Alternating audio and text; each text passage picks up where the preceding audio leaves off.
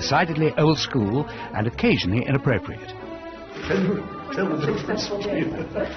Yes, he is brusque and he can be abrupt, and yes, he sometimes says some things which are totally out of order. A stark contrast to the modern, younger royal family. But before he joined the House of Windsor, Philip's life was an epic tale of war. Several people were executed, and Prince Philip's father looked very likely to suffer the same fate. Illness and tragedy. Philip's mother was clearly falling into a state of mental decline. Abandonment. His father was living with a mistress in Monte Carlo. And heroism. Prince Philip probably saved hundreds of lives on his ship by his very, very swift action. It's a life that dashes from the war-torn Mediterranean. A royal family running for their lives, pretty much as dramatic as you can get. To the streets of Paris and the school halls of Nazi Germany. Well, he would have been exposed to all of the doctrine that was being pumped out by the Nazis at that time. How did this royal survivor come through such extraordinary times? Having such a troubled childhood, it's given the backbone to him to put up with anything. And could Philip's experiences before joining the House of Windsor explain his later life of service and devotion? There was nothing of a home life for him. There are some people who have difficult home lives who it drives to work harder and to succeed. After 50 years of experience, I find there's a great temptation to give advice.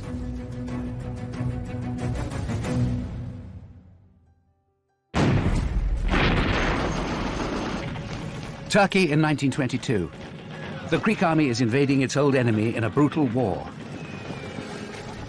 One of the army's leading figures is the Greek prince, Andrea, who has recently become father to baby Philip.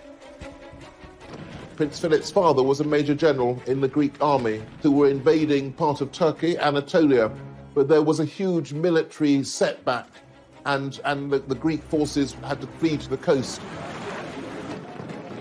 Following the army's humiliating retreat from Turkey, the pro-monarchy Greek government is overthrown, and its leaders are held responsible for the disaster. In the aftermath of this coup, several of the people were court-martialed and executed, including a former prime minister, a former foreign minister, several of sort of top generals. And when the execution was carried out, they all stood incredibly bravely and stared at the firing squad. Prince Philip's father looked very likely to suffer the same fate. This is a really precarious time for his family's feet.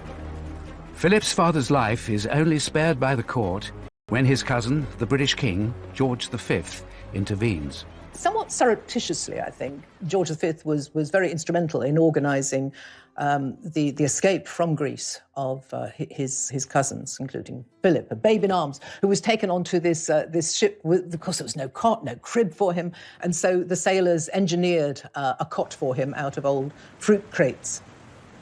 It is a dramatic start in life for Prince Philip. Born Philippouseo in Corfu just 18 months earlier in June 1921.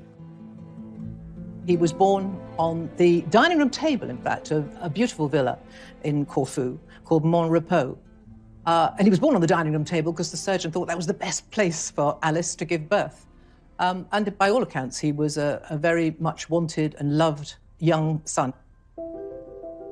Philip's mother, Alice, is a princess of the German House of Battenberg, with illustrious British ancestral roots. Prince Philip's mother was Princess Alice of Battenberg, and she was born in 1885 in the presence of her great-grandmother, Queen Victoria, in Windsor Castle. Philip is the great-great-grandson of Queen Victoria. His parents have royal lineage right back through to the British royal family, but also to the Greek and Danish thrones. He was very, very well connected. And by the time he was born, his relations were on practically every throne throughout Europe.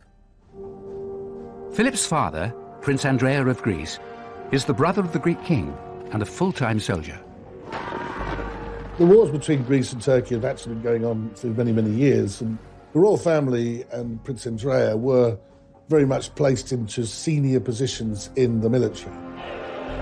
But the military coup following the latest defeat forces the Greek royal family into exile. Philip's family, including his 4 older sisters, have to flee their homeland. This really was pretty much as dramatic as you can get. And of course, this is now, a royal family really running for their lives. They were able to smuggle some jewellery in their clothes and some money, but very little. It's quite a dramatic start to his life. He has no recollection of the family fleeing in 1922, but it had enormous consequences and led to him being a bit of a wandering boy. Despite their royal connections, when the family flees Corfu with baby Philip, they have no home to go to. From a position of royalty, they are now... existence for Prince Philip. They settled in the home of one of his aunts and uncles at Saint-Cloud in Paris. They basically gave the exiled family a house in which to live, and if they needed it, they would help them financially. Their life in Paris was fairly stable, but of course they were dependent on charity, basically, and I don't think anybody really likes that very much. And the other point is, of course, that as members of the royal family, they felt themselves dispossessed and, in a sense, pointless. They didn't have anything that they could really do. But Philip's life in Paris is happy and stable, surrounded by his loving family. I think these early years of Philip's life were perhaps the happiest of his childhood, because it was relatively settled for those years in Paris, and his father, Andrea, adored him. His sisters recalled how there'd be gales of laughter when Philip and his father were larking around. He was able to be educated. His relatives paid for him to have a good education. He was multilingual. He speaks, as a result, fluent French as well as German. But when Philip is 8 years old, his happy family life in Paris begins to break down. Philip's mother, Alice, was clearly very fragile in her emotional, psychological health, and there's every sense that the kind of trauma of the events in Greece and their hasty departure really did put her under psychological strain. No one really knows whether she suffered from bipolar disorder or whether she was, in fact, paranoid schizophrenic. Alice felt she communicated with the spiritual world. She took to lying on the floor for great periods of time, waiting for the spirits to tell her what she should be doing. Philip's father, Prince Andrea, has his own struggles with life in exile. I think that Andrea is perhaps unfulfilled because he's had life as a Greek royal, and then he's a major general in the army, and then suddenly he's an exile. And I think a middle-aged prince without a role, that's difficult.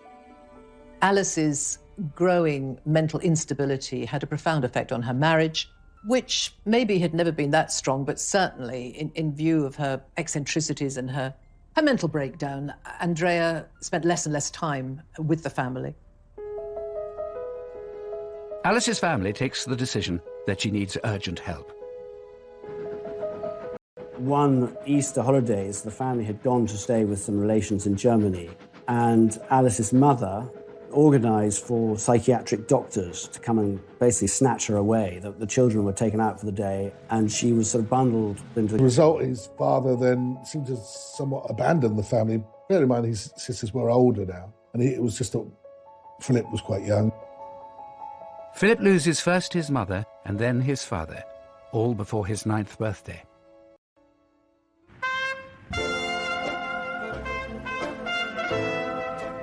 Philip's father ended up living this rather lavish sort of playboy lifestyle in many ways, with a mistress, moving to Monte Carlo, so quite a different kind of life than the one he'd had in Greece.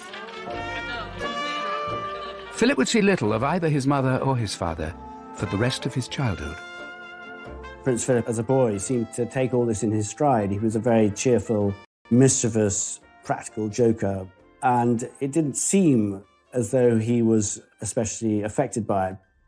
I talked to Prince Philip and he said, and I think this is very significant really, my mother was ill, my father was away, so I had to get on with it. And that really is what he's done all his life.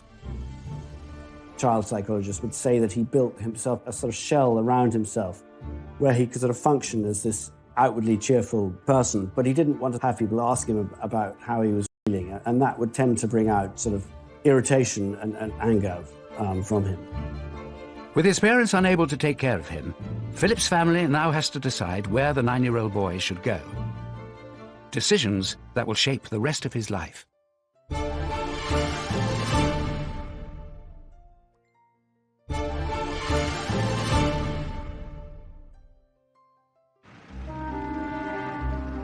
It's Paris in the summer of 1930, and aged just 9, Philip is coping with distress and upheaval.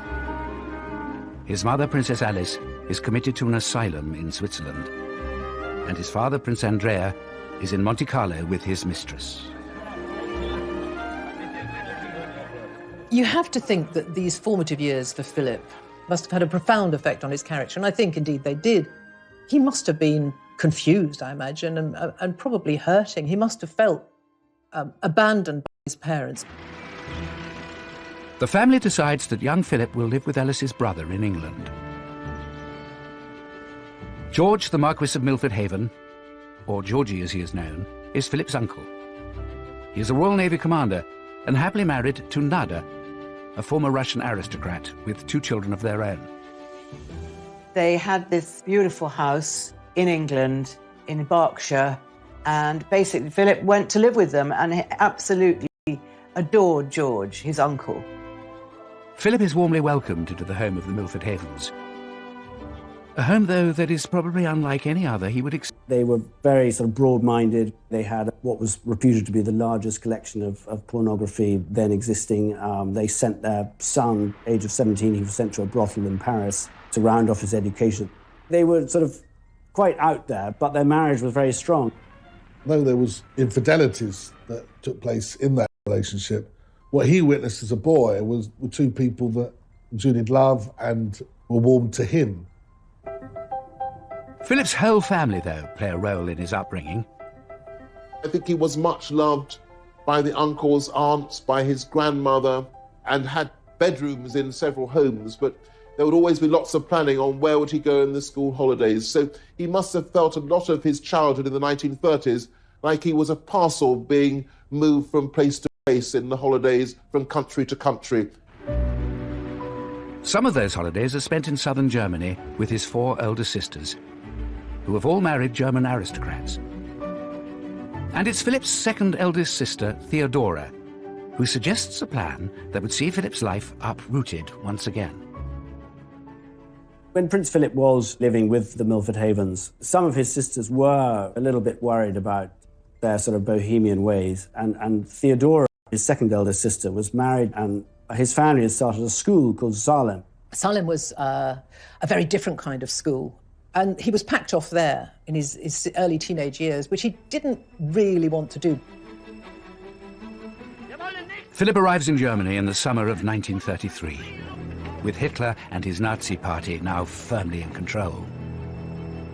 1933, of course, is one of the most cataclysmic years in world history because it's the year that Hitler comes to power in Germany. It seems a strange decision that should be the year that Philip is sent for 2 or 3 terms to boarding school at Salem in Germany. The rise of Nazism was the backdrop for Philip's time spent at this school, and indeed a branch of Hitler Youth was established there. For him, it was a sort of rather bizarre and retrospectively interesting time. He saw an awful lot of Nazi saluting, which always struck him as mildly hilarious. It reminded him of boys sort of asking permission to go to the lavatory. At 12, Philip is possibly too young to comprehend the events around him. But all 4 of his sisters and their German aristocrat husbands have allied themselves with the Nazi party. It's an astonishing thing that 6 years before Britain is at total war with Germany, there's somebody who's later to marry the Princess Elizabeth should have been at school in Nazi Germany. With rising political tensions in Germany, after 1 school year at Salem. He would say, and has said in his adult life, home, where's home? I don't know where home is. He had many homes. They were very welcoming, they looked after him, but he was essentially homeless. This sense of Philip as really without a home, without a rudder, without a sense of himself, without a clear identity. I think that really marks Philip out in his early years. But Philip finds a spiritual home when it's agreed that he should go to Gordonston, near the Highlands of Scotland. It's a progressive, newly established school run by Kurt Hahn, a German academic and friend of Philip's sister. Gordonston has always been described as a very sort of Spartan place, very sort of outward bound. But actually, it very much appealed to Prince Philip. He developed his leadership skills there. He was already quite independent, but he became, I think, more so when he was there. He did extremely well at the school. The school's ethos pushes the boys to be competitive, practical, and self-reliant. And it pushes them hard. Gordonston was tough, it was exacting, it was very physical. It wasn't just an experience for the mind, it was also one for the body. It was about feeling things, cold showers, waking up early, being pushed to the physical limit. And I think there Philip would have found sort of distraction perhaps from his emotional pain. Gordonston was a very, very unusual school in its time. It wasn't your typical British boarding school. It was no Eton or Winchester. But it very much was part of moulding Philip in the outdoorsy, direct person that he became. Philip embraces the Gordonston regime, but the trauma that has marked his young life is set to return. It was while Philip was at Gordonston, there was a family tragedy which profoundly affected him, as it did the whole of the family. One of his sisters, Cecile, was coming with her husband and children over to the UK for a wedding. He was called into his headmaster's study to be told that his sister and her husband and her mother-in-law and her 2 boys had been killed in this plane crash. Prince Philip, on hearing the news, didn't break down. His sorrow was that of a man. But I think in Prince Philip's case, it was a sort of indication of how everything else in his life had hardened him in a way. Philip is 16 at the time of Cecile's death. He travels to the funerals at the height of Nazi Germany. Prince Philip, it must have been awful for him to know that he'd lost not only his sister, but his brother-in-law and his little nephews. The funeral was a sad affair, obviously, but a very strange affair, really, for him. The streets were sort of festooned with swastikas, and he was sort of part of a procession walking behind his. And within a year of losing his sister and her family, Philip suffers another unexpected bereavement. Shortly after Cecile's death, his favourite uncle, George Milford Haven, died of bone cancer. That's a double tragedy, really, for Philip. And, he had to move on again. Life was just sort of one awful event after another, really, but he seemed to come through them all, and he sort of managed to remain a sort of outwardly cheerful young person. Philip develops an effective coping strategy to deal with the difficulties he faces. The stiff upper lip. When he finished at Gordonston, Philip was a very confident and competent young man, certainly on the outside. We'll never, I think, ever truly know what went and goes on inside Philip's head and his heart, because he'd had to, with such a difficult upbringing, have a very iron facade. But inside, he's always been quite sensitive. The void in Philip's life left by the death of his uncle is soon filled by George's younger brother, Lord Louis Mountbatten, who will become highly influential in the course of Philip's life. Lord Louis Mountbatten, the younger brother, really did take a lead in his life, and he was a great mentor. Mountbatten was a real doer. He was somebody who had great ambition, great talent, great networking. One of the first bits of advice Philip takes from his uncle Dickie, as Mountbatten is known, is to follow him into the Royal Navy. After leaving Gordonston in 1939, of course, the outbreak of war, Philip enrolls in the Royal Navy College at Dartmouth. And it is a royal visit to the college that summer that would change the course of Philip's life completely.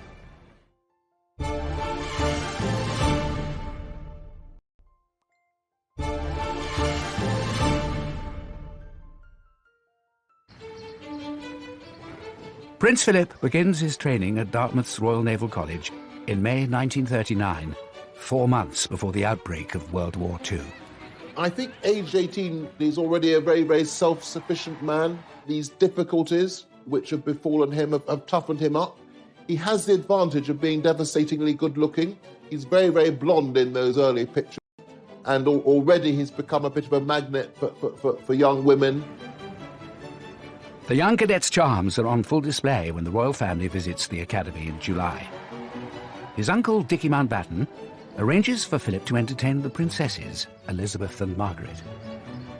They played a few games, they went on the croquet lawn, they went out to the tennis courts, and Philip jumped over them and was smitten. She wrote to Philip to thank him for looking after her and Margaret. And then Philip wrote back. It was his cousin. She was a good contact to have. She was eventually going to be Queen of England. So Philip isn't a fool. So they started sending letters to each other. But Elizabeth is only 13 years old, too young for any serious romantic interest. Besides, Philip has other things on his mind.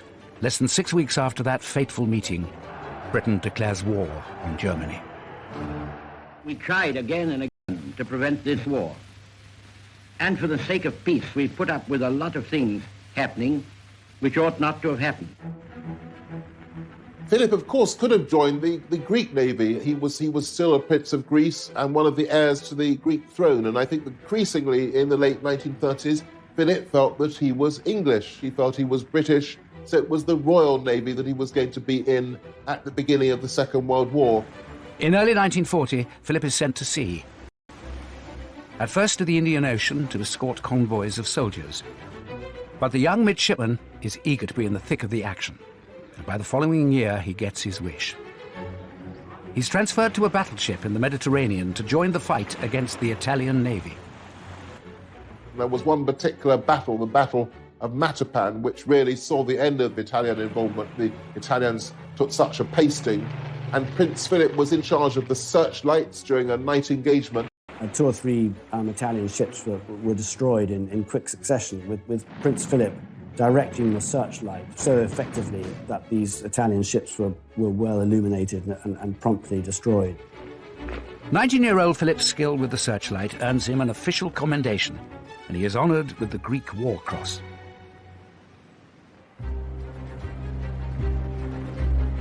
Philip is proving to be a first-rate seaman, and by the age of 21, he has been promoted to first lieutenant, second in command of his ship, HMS Wallis.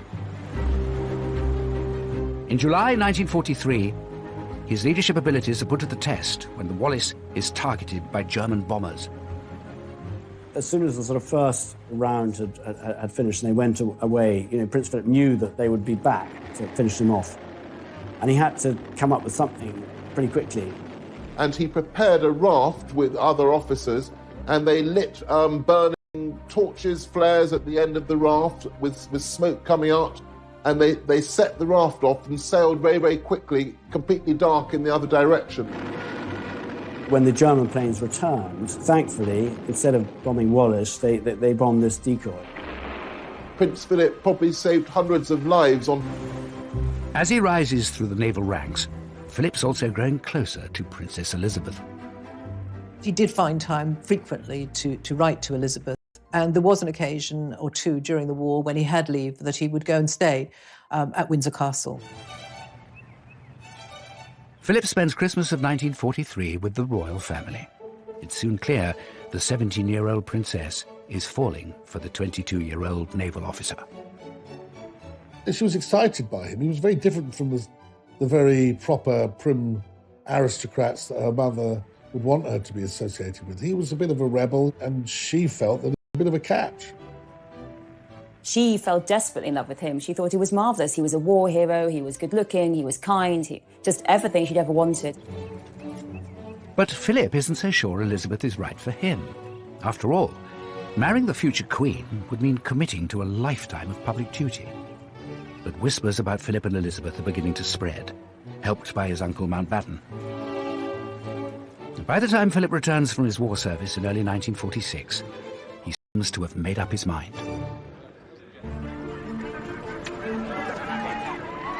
I think if you're sixth in line to the Greek throne, if you've only got about £600 in the bank, if you haven't got a settled home of your own, the chance of marrying the very attractive, intelligent, bright, sparky heir to the most prestigious monarchy in the world, I don't think that's a terrible opportunity. I think he only started to fall in love love with Elizabeth. About 1946, when the king started to warm to him and he was invited to more and more family events, he began to see the advantages of what was in front of him, but also the genuine affection would then develop with Elizabeth. Winning Elizabeth's heart proves relatively easy, but winning over her parents and their courtiers is a different matter. When everyone realised that Prince Philip was a serious prospect for Princess Elizabeth, there really was panic in the British establishment. He was not at all the type they expected, and there's a lot of distrust of him in the royal household, in the royal family, in the government. Philip is seen as an outsider, someone who didn't go to the right schools, doesn't have any money, and is far too outspoken to be a true British gentleman. Philip was from a foreign royal family. He had been brought up in sort of military ways. He was really penniless in terms of his upbringing. He'd lived this kind of nomadic childhood. He had a very unstable, dysfunctional family, and certainly some courtiers thought that he really wasn't appropriate for a royal princess. But of course, Philip is as royal as they are. But I suppose the views were expressed that he might not be the right person.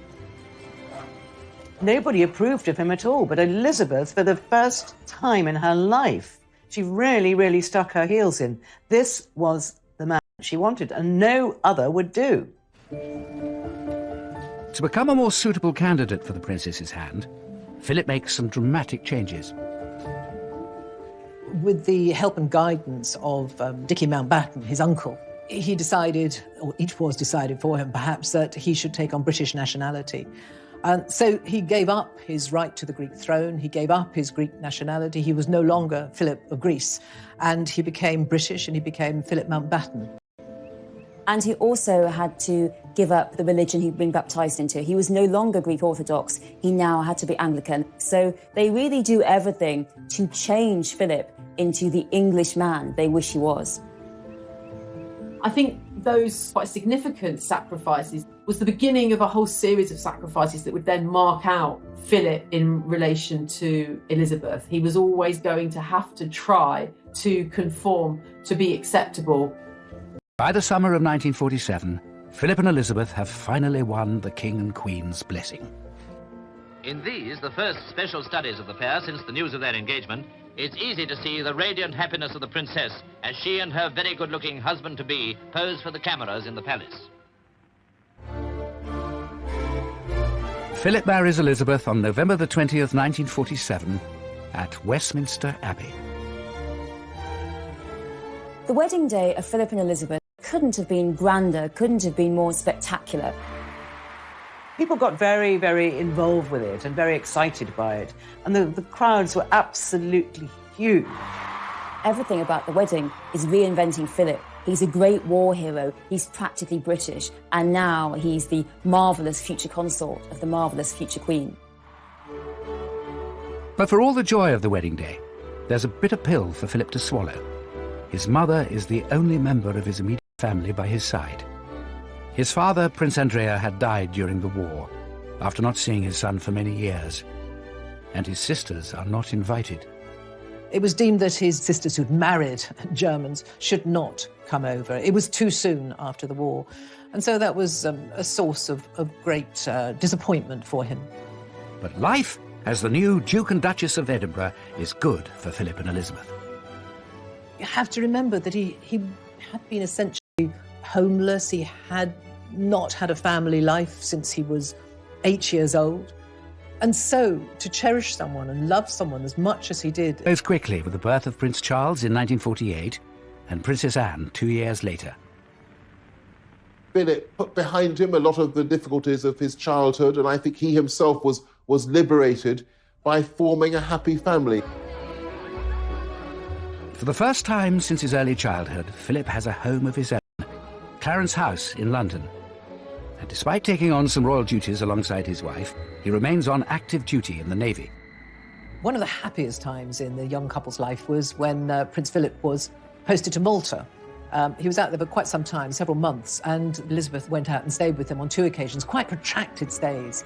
And this was a very, almost normal existence for her. And she absolutely loved it.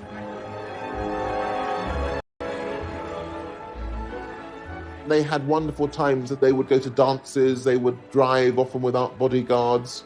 I think there were very, very happy times for Philip and Elizabeth between 1947 and 1952. I really think that Philip and Elizabeth imagine that their life post-marriage is going to be their life for the next 20 years or so, that they'll live in Clarence House, she will do royal duties, he will support her, they will have their children, but it isn't going to be the big job. It's not queen and consort. I think both she and Philip imagine that'll be a job they're doing when they are in their 40s, going into their 50s. There's no way, I think, that they have any idea how close it is around the corner. But in 1951, King George VI becomes ill with what is later revealed to be lung cancer. It falls to Elizabeth and Philip to take on more royal duties in his place, including a tour of the Commonwealth nations in early 1952. They were going to be away for several months. So they set off for Kenya, hoping that when they came back, the king would be okay. But it was not to be. Just days after their departure, on February the 6th, King George dies in his sleep. A royal aide breaks the news to Philip. Philip, he just looked absolutely ashen-faced because I think he realised that his entire life at that moment was going to change. I think he went into shock and he put a newspaper over his head and just absorbed this terrible news. Then he went to tell his wife. Philip has to break the news to his wife that her beloved father is gone, and also that everything has changed overnight. She is now the queen, he is now the consort, and the life they had before is over. Philip is facing the biggest challenge of his life. Experiences to guide him in his new role.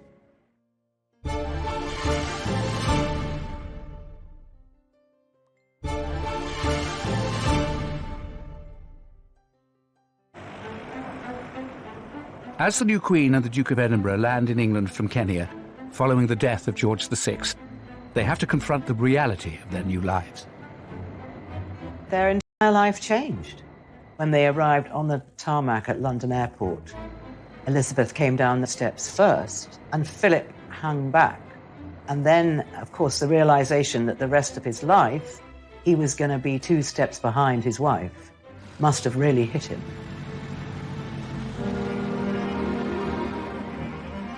The first step Philip must take is to sacrifice his day job. As consort, Philip has to give up his naval career, which is quite difficult. It's something he fought for so long, and he's not allowed to keep his job. He was about to be promoted to commander, he was going to be in charge of a big ship, so all of that had to be shelved. It was very difficult for Philip to accept this role of second in command when he'd used to being in command. Philip, though, is bucking the trend. In post-war Britain, most men have the expectation of being master of their own households. For Prince Philip, that expectation is turned on its head. Philip becomes consort in the midst of the 1950s, at a time when patriarchy and hierarchy absolutely rules. Women are at home as housewives, and here is Philip effectively being thrown into position of the country's ultimate house husband. Philip now has to work out what he is going to do. There is no job description with the role of consort to a queen. Albert was the last, nearly 100 years earlier, to Victoria. He has to find a role for himself. He has to find an identity as consort. It's not prescribed. The Queen, of course, received government business in those royal boxes, which he was never privy to. The Queen was having audiences with her first Prime Minister, Winston Churchill. He was excluded from them. What was to be his purpose? It was the beginning of a very, very difficult period in his life. Philip sees himself as a modernising force, but is frustrated by resistance from powerful figures within the palace. Philip finds his role of consort as being squashed by his mother-in-law because Queen Elizabeth, the Queen Mother, wants to stay in Buckingham Palace, have a role of influence over her daughter. And what you start to see happening during the early reign of Queen Elizabeth is that there really becomes this battle between Prince Philip, who has ideas about changing the royal family, and Queen Elizabeth, the Queen Mother. Philip by some of the old guard serving the monarchy. The courtiers were brutal to him. They looked down their noses at him. They didn't give him any attention. The courtiers weren't really interested in him. They didn't really have a lot of time for this upstart, this usurper, as they used to regard him. Philip, of course, is a man who's come fresh from conflict. The Navy is in his blood. He needs adrenaline. He needs a purpose. He needs to be doing things. But Philip turns an early setback into a personal mission. As newlyweds, Princess Elizabeth and Philip were living happily in Clarence House, where Philip had overseen the wholesale modernisation. Philip really throws himself into creating Clarence House as a home for this young family. And that, I think, really reflects the fact he'd never had a home before. So they had all the mod cons, and Philip loved mod cons, and they had washing machines, dishwashers, they had all the latest gadgetry, which Philip loved. But as monarch, Elizabeth is expected to move into Buckingham Palace, which is a personal blow for Philip. No one likes living in Buckingham Palace. Buckingham Palace is really a big office, and no one ever seems to like living in there, and they were no exception. It lacked the intimacy they'd been used to, and his wife was no longer his wife. She was now really married to the country. She was surrounded by advisors, by courtiers, people who wanted him out of the way. Philip, though, launches himself into revolutionising how things are done at the palace. He was a proud, successful man without a real role. This was a real dilemma for him. But he threw himself into modernising things at Buckingham Palace. And by goodness, things really did need to be modernised there. He went around Buckingham Palace, literally room by room, looking at what needed to be modernised, how communication around the palace could be improved. So he began to question the way things were being done. Of course, that didn't go down at all well, where things were done year after year, decade after decade, because that's the way tradition would have it. Now, he wanted to shake all that up. And so he made himself incredibly unpopular with an awful lot of the grey men, if you like, at the palace.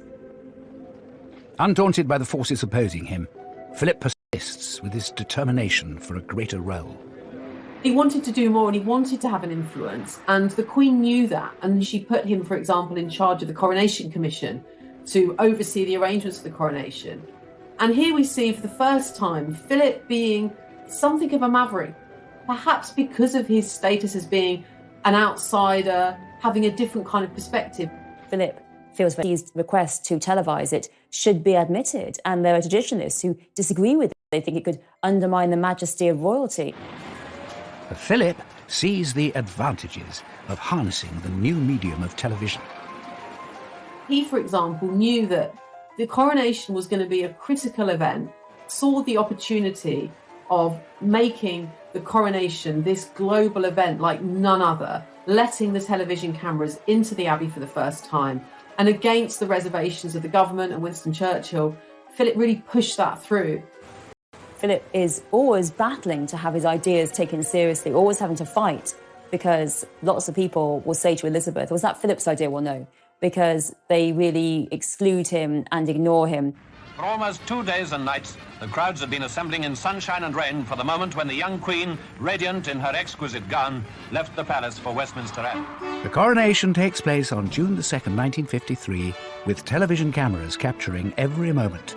More than 20 million people in Britain tuned in to watch the ceremony. And 8 years after the war, another victory. Philip's sisters are allowed to attend, and so does his mother, Princess Alice, who is now living as a nun in Athens. Philip always been very, very fond of his mother, and I think he was really happy that his mother should be there. But she came in her grey nun's habit, so she was very obvious. It was a great moment for Philip and his relations. The success of the coronation, both on the world stage and for Philip personally, comes off the back of a body blow for the man in the support role. I suppose Philip had to swallow an awful lot as a proud male and a royal male. But one thing that really grated with him was the fact that he was not allowed to give his name to his children, Mountbatten. After their marriage, the couple were known as the Edinburghs. But once Elizabeth ascended the throne, the plan is that she will be part of the House of Windsor. he expected, absolutely expected, that Elizabeth would take his name on marriage and that the children would take his name. So therefore, it would be the House of Mountbatten. Philip's assumption that the family will adopt his surname is political dynamite. Various people, most importantly Churchill, were dead set against this idea and were determined that the name should remain Windsor. There was a big row about it, but Philip lost the argument, and the Queen decreed that her children, Charles and Anne, would be part of the House of Windsor. But during the row, he said, what kind of man am I? I'm just a bloody amoeba, he said. So it was very, very hurtful to him. I think he really felt that if he gave up his title, his religion, his name, Philip, the House of Mountbatten, and not as that, really made him feel very excluded, very humiliated, and it was a very difficult moment for him. Philip has a tried and tested way of dealing with the strains of royalty. I think having had the upbringing he experienced, he just adopted that same attitude to royal life. This is what I've married into. This is the hand I've been dealt. We'll just get on with it. And that's what he did. It wasn't always easy. There were rifts in the marriage. There were rocky periods. There were times when he felt he just had to get away and did get away. Philip focuses his energies on where he believes he can make a difference. Inspired by his own education and achievements at Gordonston, Philip establishes the Duke of Edinburgh Award Scheme in 1956. The life of modern youth isn't all pop music, long hair and punch-ups. He recently presented gold awards to 127 girls and over 750 boys. He wanted to empower youth. He wanted them to meet the challenges that were facing them. Not in a pampered way, but in a way to try to engage them in society. But Philip finds that he still has his detractors wanting to curb his ambitions. The politician actually says to him, "This sounds rather like the Hitler Youth," and what a thing to say. It really brings home the anti-German xenophobia there was in Britain at the time. And the fact was that Philip, who'd fought so bravely on the side of the Allies, and that, I think, really reflects how often Philip was blocked openly and subtly and was constantly subject to these people saying, no, stay in that corner, just smile and wave. With his modernisers head on, Philip ploughs ahead, supporting and promoting British innovation. When Prince Philip first started making tours of inspection, his thoroughness was often inclined to startle. But now we're used to his rather specialised approach, and we see him here showing his particular interest in industry. Prince Philip was always, from a very young age, fascinated by science and technology. His uncle Georgie also loved to make things, and Philip, as a young boy, would be so happy to go into the workshop and see him making model steam engines, designing all sorts of things. I think this is where Philip's love of design came, actually. He's literally toured the country at different points, visiting factories, speaking up about British engineering, British science. Ladies and gentlemen, it is clearly our duty as citizens to see that science is used for the benefit of mankind. Prince Philip had this great enthusiasm. It came from the heart, sort of spokesman on behalf of British scientists and British industry, and became a very effective advocate. By the late 1950s, Philip has cemented his position in the monarchy, bolstered by being made a Prince of the United Kingdom by the Queen in 1957. But after a turbulent childhood and a difficult move into the royal household as a young man, how will these challenging times shape Philip in the long years ahead?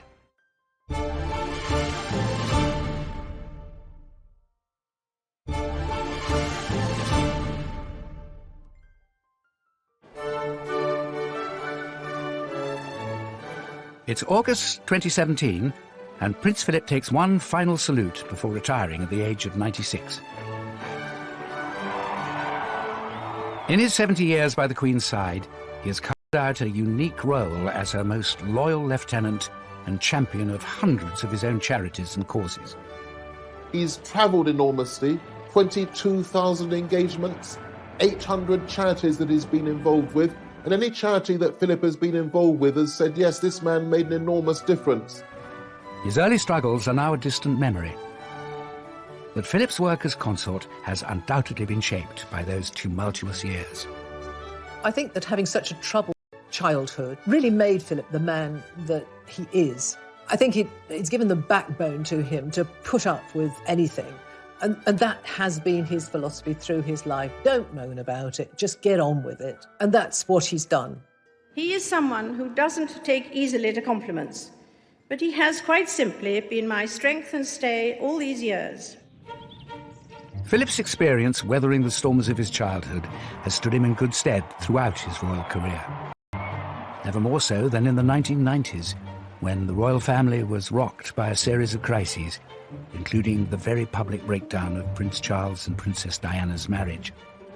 Philip tries to help. He writes to Diana saying that he understands what it's like to be outside of the royal family, to be seen as an outsider. The sort of things that he wrote to her about were the difficulties that he had had when he had joined the family, the pressures that he'd been under, how he understood the pressures that she would feel. Philip's intervention was not enough to save the marriage. Charles and Diana officially separated in 1992, a year so bad for the royal family that the Queen called it horrific, although she said it in Latin. It has turned out to be an annus horribilis. But worse was to come in 1997, when Princess Diana was killed in a car accident in Paris. Her young sons were staying at Balmoral with Prince Philip and the Queen when they received the terrible news.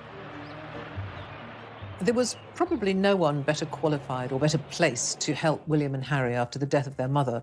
His mother, when he was just coming up to 9, when she was committed to a sanatorium. His father also virtually abandoned him. So he was very empathetic, obviously, towards his grandsons, William and Harry. Another tragedy from Philip's childhood may have been on his mind when it came to advising boys about the funeral procession. Prince William and Prince Harry weren't terribly keen on the idea of walking in the procession. Prince Philip took the long view, and he said, I think, when you're older, that you would very much regret not walking behind your mother's coffin.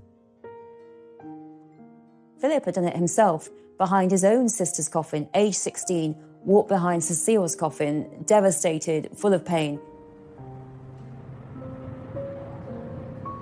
It's a very sweet moment when Prince Philip puts his arm round William as they go under Admiralty Arch. Although people, when you look back, think it was something too much for Prince Harry to do, and he himself has reflected upon that, I suspect as he gets older, he'll be pleased that he did it and that he listened to the wise counsel of his grandfather, somebody who I think has experienced great tragedy in his life. The dark days of the 1990s hurt the royal family's standing with the British public. Prince Philip plays an important role in helping restore the family's popularity in the 21st century, perhaps motivated by his own experience of how quickly a nation can turn against its monarchy. His family were thrown off the Greek throne and he had to flee in a packing box. So I think that he was always conscious of that and always conscious that even though the British monarchy seemed so stable, that it could be knocked off its perch. Philip came from the European royal family, and they were constantly being deposed, they were abdicating, they were having their kingdoms taken away.